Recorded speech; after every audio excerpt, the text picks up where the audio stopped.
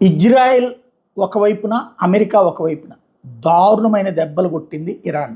Iran మీదన America ఏకంగా బాహుబలి బాంబర్లు అంటారు, B2 బాంబర్లు అంటారు, బడా బాంబులు తీసుకెళ్ళి వేసేటటువంటి ఆ బాంబులు వేసి విధ్వంసం సృష్టిస్తే, కొండలనే పిండి చేస్తే అబ్బెబ్బే దాని కింద ఏ అణుస్థావరాలు లేవు, అక్కడ ఎప్పుడో ఖాళీ చేసేసాం, ఆ చుట్టుపక్కల పబ్లిక్ని కూడా ఎప్పుడో ఖాళీ చేయించేసాం, ఏం కాదని చెప్పింది ఇరాన్.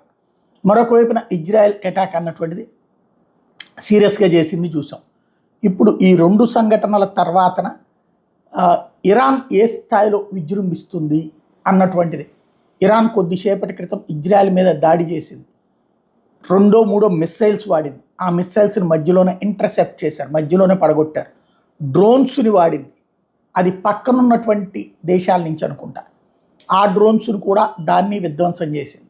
దాంతో ఇరాన్ ప్రతిదాడి క్రూరాత్మకంగా ఉంటుంది, దారుణంగా ఉంటుంది అన్నటువంటి మాటల మధ్యన ప్రారంభమైనటువంటి యుద్ధం కాస్త పక్కకి వెళ్ళింది. ఇరాన్ అంత తీవ్రమైనటువంటి అటాక్ ఇవ్వగలిగిన స్థితిలో లేదు అన్న తేలింది.